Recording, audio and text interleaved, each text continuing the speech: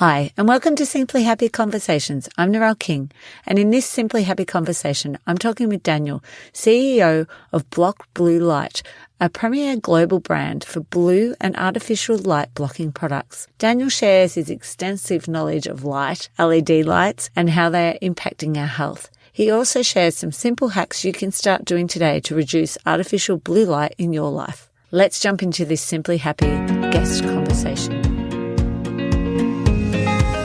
Welcome to Simply Happy Conversations. I'm Narelle King, wellness and organisational coach and Yin and Nidra yoga instructor. This podcast will help you create more time using organisational strategies so that you can start to simplify your life and prioritise your health. I'll be sharing conversations with other health and organisational experts and solo episodes with tips to help you simplify your life and prioritise your health. Today on Simply Happy Conversations, I'm talking with Daniel. He's the CEO of Block Blue Light, which is a premier company and brand here in Australia who have products who help with artificial lights to reduce the artificial LED lights in our homes. So welcome, Daniel. Thanks so much for having me. Awesome to be here and look forward to sharing some of my knowledge on all things light and health.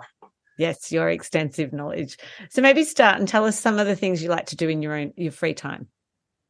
When you have free time. Yeah, when I have it. But it's quite interesting because my background, I didn't always do what I do now. And a lot of my spare time was consumed by what I do now, because it wasn't very much a passion project in myself. So really just diving into all things health and wellness and trying to understand for myself just how to live a better and healthier life. So I got right into sort of understanding nutrition, and so a lot of my time was doing that. And then I got into fitness. So I was actually a competitive powerlifter for a number of years, and I competed in Australia at a very high level. So that was kind of what I've done for a lot of time. Now, what I do today, well, I'm actually very consumed inside my business, so that a lot of the time is spent there. But beyond that, it's just trying to get outside and get in nature and go for walks and all that sort of stuff. Really is pretty basic sort of things for me. Yeah, no, beautiful. It's great to hear though about the weightlifting and just have that insight behind. But also, it sounds like one of your strengths is that you love learning and love learning about things that have then produced the things that you do in your business. Absolutely, yeah, definitely. So tell us then about the business and how it started.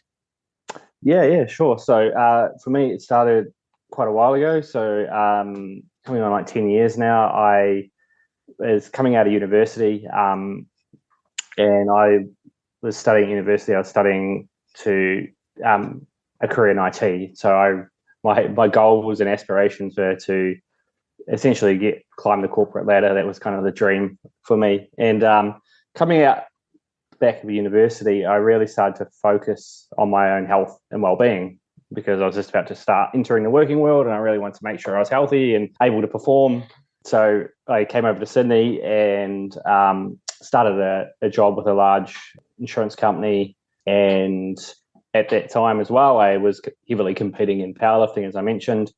And I considered myself a really, really healthy guy by this stage. I was really into all the things I thought I was doing for health. So really, really understanding what nutrition did for me and exercise. And so I considered I was doing all the right things. And within the space of about 2 to 3 months of actually entering and starting this new job, my health really started to take a dive for the worse. So I was getting severe migraines attacks during the day. And then I started to develop severe insomnia at night. So I could get to sleep, but I'd be waking up at like 2 a.m. like wired, and then over time it's slowly started to just put my body into a chronic state of stress with chronic sleep deprivation, and then I wasn't ability to focus during the day with migraines was quite a struggle. And so I did kind of what most people would do in this circumstance, and what I only knew was go to my GP and sort of say, hey, I'm not sure what's going on, but my health is sort of saying struggle. But they just sent me down a path and essentially prescribed me a whole cocktail of different prescription medications to try and band-aid essentially the symptoms I had. And so I kind of went down that path for close to a year. And yeah, I went through a whole handful of different off-label drugs, and they ultimately just made me feel worse whilst my health continued to decline. And I got to a point where they kind of got to a point as well where they're like, well, not much we can do for you, sort of thing. It's like it might be it's all in your head, sort of thing. Maybe try some breathing exercises, sort of thing. And I was like, I don't accept that. Like, because again, like I was so passionate about being into health and being healthy and being vibrant, having lots of energy.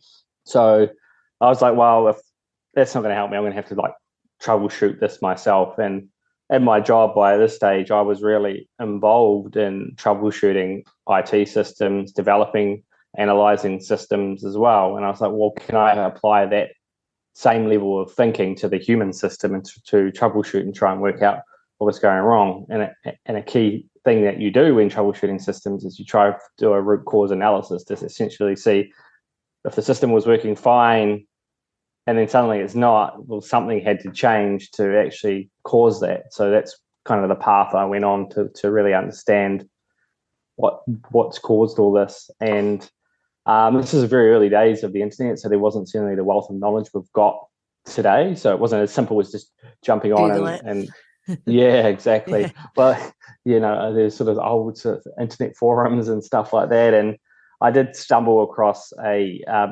neurosurgeon in the US called Dr. Jack Kruse, and he's a bit more widely known now in the sort of alternate health circles, but it certainly wasn't then. But he had some very interesting concepts that certainly made me go down a bigger rabbit hole to understand what they were.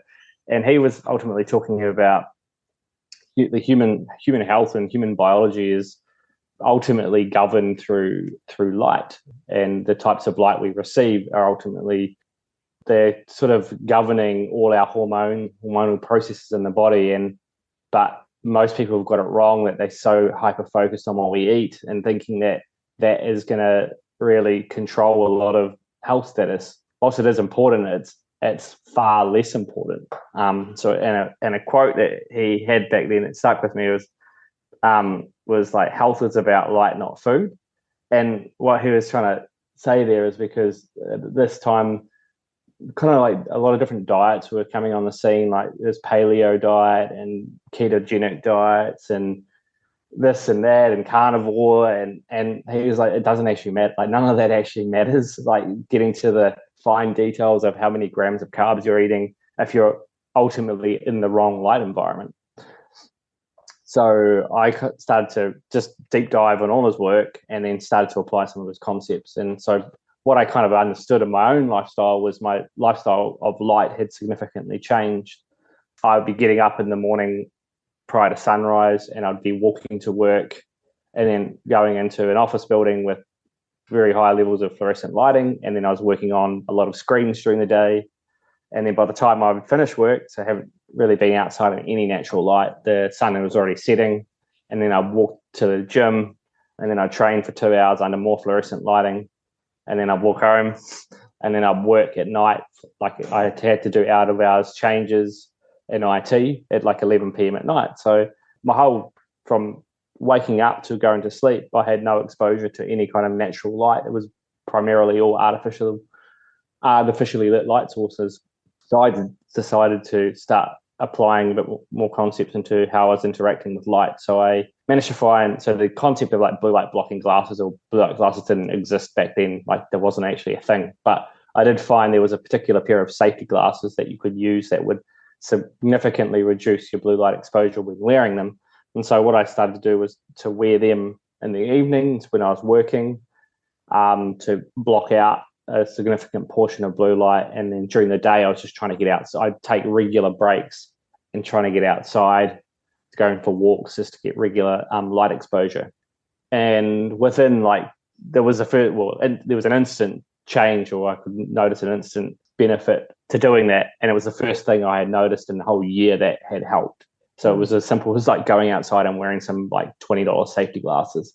And ultimately then through the next like 2 to 3 months, I completely reversed everything that was going on. And I was just like, how can it be so simple? Like, how can, and why is no one talking about this? I've been to some sleep specialists and like some pretty like educated doctors, but they're just trying to find it at the answer at a prescription pad. And I was like, this is so basic, right? Like and so from there, I was kind of like, I had no aspirations yet to start a business or anything, but I was like, well, this is like, I was so like the profound changes I had made in myself. I was like, I can't be the only one that goes through this, because my lifestyle, I wouldn't consider it to be like radically different to many other people's lifestyles that are in that kind of working world. So I was like, well, what I'm going to do is I'm going to start up a website, and those glasses, I'm going to import like 20 of them from the US, and we'll just kind of, it's just something I'm passionate about, right? So from there, I've just kind of continued down that path for the last, like 8 years now, that officially in business, and continue to just learn and look at the research and science, and because that's continuously evolving, and creating products and educating people on how to interact with light better, so it's working in their favor and not against them for health, essentially. Yeah. So maybe tell about blue light, because I think that's one of the things I love on you. And that's the thing that I share with people when I'm talking about your work that you're doing, is that it's like a reel of I think it's your phone, and you're using that to show blue light in different areas of the home. Maybe share some of the sources of blue light that people are maybe not even aware of, that there's blue light literally around us everywhere, isn't there? Yeah. Well, I guess if you even take a step back and ask what is blue light, and why should we even be concerned about it? So like blue light is completely natural. It's in nature. We're exposed to it everywhere. But there's a difference between what I'd say artificial blue light and natural blue light. So blue light in nature is emitted from the sun. But it's emitted with all other colors of the rainbow, essentially. And what that does is it creates what we call full spectrum light. And that's also mixed in with infrared light and UV light. So that's essentially sunlight. And then if we extract the blue light portion of that full spectrum light, and what that does for us is blue light in nature, it is taken in through the eyes and in through the skin, and it activates particular receptors in our eyes they're non-visual photoreceptors. So what that means is they are receptors in our eyes that respond to light, but they're not for vision. We do have visual photoreceptors, which are rods and cones, which allow us to take in signals of light, which is then transformed into the brain for vision. But we have other receptors, which essentially will respond to blue light to sync in with our circadian clock, or the master clock in the brain. And so that's essentially, or our body clock, some people know it as. And so what a circadian rhythm is essentially a 24-hour cycle that our body operates on, and it's governed and the clock is set or governed through both day and night. Particularly during the day, it's the blue light that's telling the brain it's daytime. And so when the brain receives that signal of blue light in the environment, it then will secrete certain hormones and neurotransmitters. So particularly wakefulness hormones like adrenaline and cortisol are released. And we need those hormones to be awake and alert during the daytime. So very, very critical hormones. If we didn't have that blue light to stimulate those hormones, you would feel very sleepy during the day. You wouldn't feel very motivated. And other neurotransmitters also that it creates through blue light interacting on the skin is serotonin and dopamine. So serotonin and dopamine are heavily responsible in our body to regulate our mood and regulate our motivation and energy levels as well. So typically people with depressive symptoms will have low serotonin. And so one of the antidotes for that is getting outside and getting natural light will actually help the natural levels of serotonin be risen. So that sounds all great, except blue light sounds like it's amazing, and we certainly do need it. From the issue is when we look at artificial blue light, which is primarily everything that's emitting a light source that isn't the sun is an artificial light source, and most of the light sources in today's world are LED-based light sources. So that's kind of the modern light sources. So that would be all of the screens we use, all the phones, all the lights in our home, TVs, pretty much everything now that's digital and has a screen on it or it emits a light is a LED light source. And the difference between the light source from an artificial source in the sun is it's not full spectrum light. So it has very, very high levels of a very narrow bandwidth of blue light. and it doesn't have any of the other spectrums. And the reason that's an issue is because blue light is all light is measured in nanometers or wavelengths, and blue light is a very short wavelength, and it's lower in nanometers. And what that means is that it carries a lot more energy in the frequency. And when you put on a high energy light frequency, you get exposed to that in isolation, which you do it when it's in an artificial light source. It's very damaging to the body. It causes oxidative stress and cellular damage and breakdown. Now, that doesn't really happen in nature because nature has the antidote, which is red light. So red light's a very long wavelength. It's really healing, restorative, and regenerative. So when you mix those two together, the net effect is it doesn't really have a damaging effect. But when we come indoors and we get exposed to all the artificial sources of light, you've stripped all the beneficial wavelengths out of it, and we're only left with wavelengths that cause cellular damage and breakdown. So that becomes a big problem, particularly during the daytime, where we are just bombarded with very, very high levels of that high energy blue light.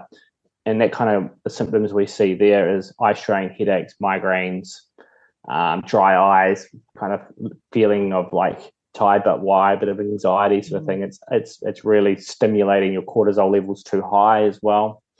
So that's a really, really big issue. But then the even bigger issue is what it's doing to us at nighttime, because whilst it's expected that we should be exposed to blue light during the daytime in balance from full spectrum light, at nighttime there's no such thing as a natural source of blue light. The sun sets, and then in nature there is no blue light. But now in the modern world, when the sun sets, what do? We just turn on all our light sources because we're not ready to go to sleep. We don't want to live in the dark. Even if we look at like thousands of years of what our ancestors used to do, like caveman, right? They fire source. What colors of fire? Well, it's orange, yellow, and red. There's no blue or green light, and what is considered still a natural light source. Even candles don't emit blue light either. So what we're doing now is sunsets. So our body and biology is designed to receive no amount of blue light. It's getting almost the same levels of blue light that you'd get in solar noon. So your brain is now continuing to think it's solar noon when it's 9 p.m. at night or any time past sunset. So the circadian clock, that the body clock that's designed to work on this 24-hour cycle, is kind of stuck at this midday, and it's not able to complete its full cycle, where over certain different periods of the time it's designed to release certain hormones and do certain bodily functions that now get either delayed or don't happen at all. And so over the long term, that starts to cause chronic health problems. And the first one we see is insomnia or sleep problems. And the reason for that is if your brain thinks it's solar noon when it's not solar noon, it keeps your cortisol levels elevated, which is the wakefulness hormones, and including adrenaline, and it will suppress the hormones that make us feel sleepy and want to go to sleep and stay asleep, which is melatonin. So melatonin is one of the kind of the master sleep hormones that people commonly know it as a sleep hormone. Will be suppressed as high as 85%. Will be suboptimal levels of melatonin being suppressed purely by the fact that your body's doing exactly what it's designed to do, which is when it understands it's daytime, it's designed to keep you awake, which is exactly what it's doing. And so evolution takes, tens of thousands, if not hundreds of thousands of years to occur. And we've rapidly changed our light environment in a short space of, even now, it's even like, it's about 100 years of electricity, but like even just in the last 10 years of just moving to this LED light source, the brain doesn't understand the difference between blue light from the sun and blue light from your LED lights or your screen. So biologically, it's very confused, and it's doing what it's kind of been designed to do. So this is like leading to like health issues like worldwide, because I mean, here in Australia, it's LED is what we're expected to buy. Like, isn't it to save the environment, but we're not actually saving ourselves, are we? Correct. So yeah, so LED light. Yeah, the question is, well, why would we start using this type of light source? Yeah. And so, uh, historically, we've used a heat-based light source, which is incandescent or halogen. And whilst that wasn't a perfect light source, it wasn't too bad. It still had blue light in it, but it was very, very low amounts of blue. It actually had a lot of red and the infrareds and all these regenerative, restorative wavelengths. But the issue with that was it's the way it produces light is through heat. So it heats up a filament, and it's very energy inefficient because to create light through heat, it's predominantly creating a lot of infrared light, which is actually really, really good light. But from just purely being able to visually see, it's inefficient. So when the LED technology was created, a lot of policy was put in place for sustainability to move to this type of light source because it's very energy efficient. It doesn't really use much. It doesn't produce any heat. There is no infrared light produced from it. And the lifespan of the light are very, very long. So the replacement cycle is not nearly as short as incandescents, which can blow quite commonly. So the material wastage and constantly having to change your light bulbs. So all under the umbrella of we need to save the planet and do everything right for the planet is fine. But one important element that's been completely disregarded is the people or every living thing that is actually living on the planet it's destroying their health.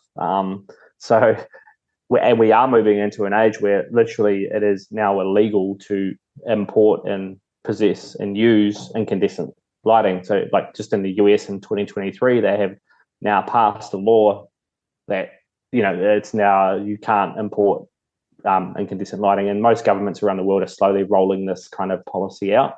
So we'll get to a point. It is almost near impossible to source these old type of lighting sources, but it will become in the not too distant future actually impossible to get. Wow. Yes, it's amazing, isn't it? It's like we've done the technology, but we haven't really looked into how's this going to affect us as humans. Yeah, not just humans. It's like everything. It's so like animals as well. Like, how does it affect them? The same sort of thing are you seeing? Is there studies around that as well? Yeah, there's some, but there are certainly studies on it, and there are certainly looking at like even bugs. If you've seen like a street light, yeah, that's what I'm thinking outside, and they go nuts, like because it's stimulating them, right? And like all sorts of different animals, like are just not designed to be under this light because they all have their own version of a circadian rhythm, and every living thing on this planet is governed through light. Even plants, if you starve a plant of sunlight, it dies. So if you continue to put different living things under the wrong type of light, and it's not getting it's gonna not thrive essentially. And it's becoming very apparent in humans that it's certainly not allowing us to thrive the way we should be.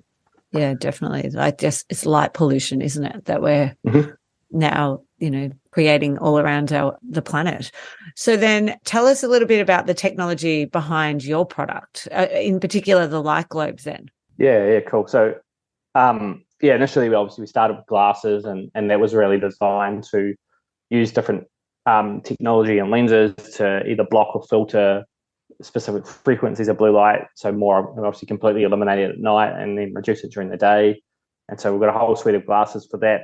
But then I was kind of looking at where things were, and using glasses, I felt like it was more of a band-aid solution to a bigger problem. I was like, well, the only reason we need to wear these glasses is because there's so much exposure to this artificial light.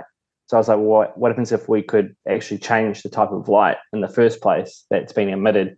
Now, it's not possible to do it everywhere. Like there's a lot of screens and phones and stuff, and obviously I don't have the power to start influencing Apple or these big tech companies. But the actual biggest exposure in the home is actually all our overhead lighting. It's not the screens. Like there's so many lights in a house. Like there's 40 to 50 lights, and if we could at least tick that off and have them all more biologically appropriate type of lighting coming out of our overhead lights, it's a significant reduction to start with. So that's where we started to look at how can we actually redesign lighting. And like I said, like trying to use incandescent and the older technology is just near impossible based on the policy that was coming down the pipeline. So we essentially looked at LED lighting and said, well, how can we actually reverse engineer the technology just to look at the things that are wrong with it and see if we can just tweak it and make it better for us, essentially. So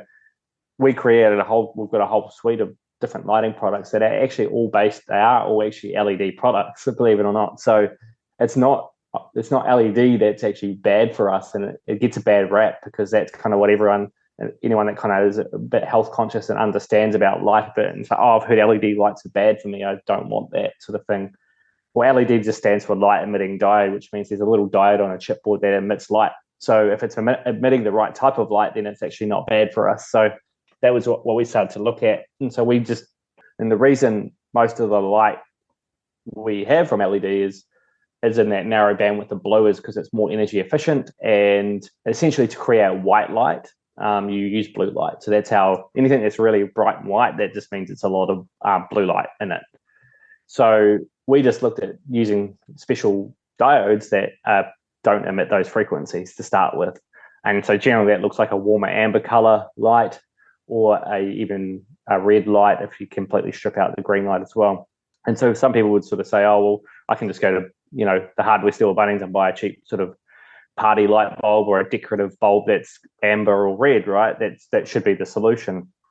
And I wish it was that simple, but unfortunately it's not, because those light sources were still never designed to remove specific frequencies. They were just designed to create an ambient color, and most of them are still using a standard diodes with that, and then they're just using a filter on the outside of the bulb to make it that color, but then it still has the blue light in it. It just has more predominant red light than blue, but there's still blue in it. So, or amber, depending on the light color. But yeah, so it's still about actually getting the right, by using specifically designed lighting that is designed to actually eliminate certain frequencies. That's a great tip that you made, because I could imagine people listening go, well, I'll just go buy, those colored lights. So that's a great tip. And like, we have your light globes, and they have made a huge difference, even for myself. Within the first 2 days of using it, I was feeling sleepy when I was reading my book at night and just going, gosh, I can't even stay awake within half an hour. I'm like, I've got to go to sleep now. So, and then also the portable one, which I think is great, that you're able to take them with you. Like we took them on holidays at Easter time with us. And again, I like that the idea that you have the glasses, but I know that my kids, there's no way they would wear those glasses all around the home. So it's like having the light globes, and the light globes in the rooms that we're at night. It's not within our whole home. I'd love to eventually, but at least it's in each of the bedrooms, and that's making a difference. And I actually took them to yoga the past 6 weeks with me, and the little ones as well as my own ones from the bedroom. And so I was talking about it there, about the light globes, and that's what made me go, right, I need to get you on to chat about it. So then what sort of influence can you do, like, out further than just our homes with these lights? Is it being taken up by organizations, businesses, or anything like that? A little bit. It's a bit hard to infiltrate into like the commercial workplace, but there is certainly becoming some awareness as employers are starting to look more at the health and well-being of their employees, and we certainly are seeing it being recognized. And we have done some partnerships with even some very, very large companies that have decided to like create, a particular area in the office that is using more appropriate lighting for people that are severely impacted. But sort of commercial lighting is a bit of a tricky one, because there's policy and restrictions around that as well, around particular amount of like lux or brightness that needs to be in an office and stuff like that. And it's a whole different level of commercial lighting. But even in just the last few years, we are starting to see some recognition that, hey, maybe the type of lights that I'm having my employees be under for 8 hours a day isn't really the best for their productivity, for their health, for if I'm trying to look after them. So I think we'll see that continue to evolve in the coming years. So just as a individual at home, what are some of the health effects that they may start to see, and then that reverse when they're starting to use the lights? Like for us, we saw that the kids started to sleep better and go to sleep really easily, and they were reliant on melatonin. And the same for myself. I found falling asleep, it's definitely really quick from having the lights in the home. But what other health effects do people come to you or might come and find your products? Well, it's very wide ranging, because as soon as you throw sleep deprivation into the mix and the power of sleep is, people can really start to have some really chronic health conditions. And mainly it's around hormonal dysregulations. So it really can start to throw your adrenals off and your thyroid, which govern a whole bunch of biological processes. So, but more commonly at the surface layer, we just see the big ones as can't fall asleep, or I'm waking up at like 3 a.m, or I just feel really wired. For kids, it can also be sort of around behavioral patterns and attention to the thing, being like really, really overstimulated and hyperactive. And we get a lot of reports that, now they're a lot calmer and actually able to pay more attention during the daytime as well. So that kind of does link into sleep as well a bit. But those are the main things, particularly if we're looking at nighttime, is this really like around sleep. The other things though is, so I did mention that melatonin was a sleep hormone. That's kind of what it's like widely known as, but it's actually far, far more than a sleep hormone. So in the body, melatonin is actually one of the most potent and strongest antioxidants in the body. So essentially what happens is your body gets flooded with it whilst you're sleeping, and it's responsible for essentially a lot of cellular repair at night. It helps strengthen your immune system. It's cleaning up like damaged cells, potentially cancer cells. So this is one of the most potent things you want for your overall immune health and health in general, is to have very, very high levels of it at night. So if you keep having suboptimal levels of it, you'll potentially find that you get sick more often, and your overall health status can be suboptimal, just purely not based on the sleep you get, but just not having enough melatonin in the body. Yeah, that's great. So what's some simple hacks that people can do in their home, like straight away? Simple hacks in the home. Yeah. So a lot of it would be, so in the evening, like you said, you don't have to fit out your whole home or go, I've got all these bad lights in there. But like one of the biggest things, and it's like one light bulb, is like just to, at least like after you finish dinner and stuff, like turn all the overhead lights off. And just have a lamp, like 1 or 2 lamps, and like it's enough low light to use in the evening. So that's a really big one that I just like. It's like you don't have to approach it like, oh, this whole thing's going to cost me thousands of dollars to mitigate. But yeah, even if you don't change the light bulb out, even just bringing the brightness down, not using overhead light. And again, overhead light is a signal of light coming from overhead from the sun. If it's down more eye level and below, that's it's much more kind of like the type of light we used to receive. And then potentially using some glasses if you're on screens, but you need to make sure that you're not just going onto Amazon and buying a cheaper $20 set of glasses, because they're not going to really work. Anything that's a clear lens is a waste of time for the evening. It needs to be able to block 100% of it. And I'd just say another thing, which is actually free to do, is just like switch off devices, and, not only from a light point of view, but from an actual stimulation to the brain. So the brain gets heavily stimulated through things we watch, and use to something more relaxing, like reading a book in bed or something like that. And if you can actually get the light environment with that, it's much better as well. Actually, do you know what? One of your tips I took away and implemented straight away was I turn my phone onto night mode all the time now. So I used to have night mode at, say, sort of 5, 6 o'clock, it would come on. But now I have it all the time, and my brain's got used to it, and it's always the black screen. So I think that was a great tip you shared on another podcast. That's really useful for people to do. And that's that reel that you've got on Instagram, which I think is so valuable for people to go and watch, where you can see the difference when you put the glasses on, and it's the different areas in the home, and shining it on a light and seeing the difference of the blue light being reduced is so powerful for people who are real visual people who need to see how it actually works. to see that on your social media page. Yeah, cool. Yeah, that was a cool one, because we've got sort of a spectrometer, which is a very expensive device which we can actually measure all the different light frequencies.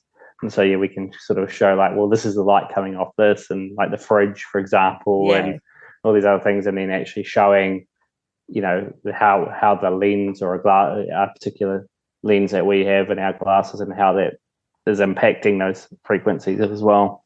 Yeah, it's so powerful to go and watch and just see the difference and seeing that blue light being reduced. So how can people find the products and follow you on social media and your website, the details? So we're at Block Blue Light, so Block Blue Light, or one word, .com.au. Yeah, we've got a whole, as you mentioned, we've got a whole bunch of content, educational content on there as well. So probably over about 100 blog posts today on there. But yeah, obviously we've got all our different lighting and glasses over there, and we're always available on chat support and email. Like, we always get questions, so people are going to get confused about what products they need, because it can be a bit overwhelming if you're just stepping into this or just learnt about this and you really don't know what to do. Just reach out to us, because we're pretty approachable and sort of will help sort of guide people into what's probably going to be the best for them. And then on social media as well, so Instagram and Facebook, sort of it's just under the handle Block Blue Light Official. Yes, it does, yeah, because there's a few other companies out there with the similar name. But yes, look for. But I'll put all those in the show notes for people to connect with you. Thank you so much for your time and all your knowledge today, Daniel. It's so great to hear, and for other people to be able to now listen to as well. Yeah, no worries. Thanks a lot. Thank you so much for joining me for today's Simply Happy conversation. If you'd like to reduce your paper and digital clutter and free yourself from the overwhelm of clutter so that you can claim back time and space to enjoy the things you love, head over to simplyhappy.com.au in the resource section and grab the declutter checklist and start to reduce your clutter even with small amounts of time. I'd like to acknowledge the Wathaurong people of the Kulin Nation on which this podcast is recorded as the traditional custodians of the land. I pay my respects to their elders, past, present and emerging.